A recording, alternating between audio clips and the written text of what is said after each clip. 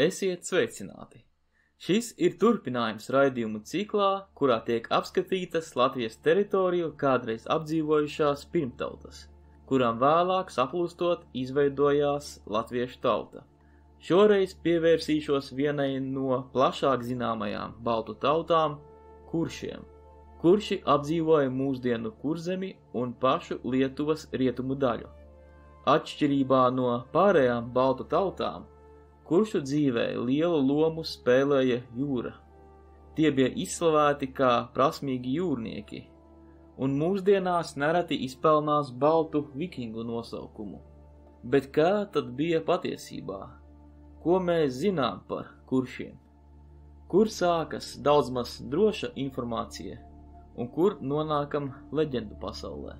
Atbildes uz šiem jautājumiem meklēsim šajā kanāla Laika doma raidījumā.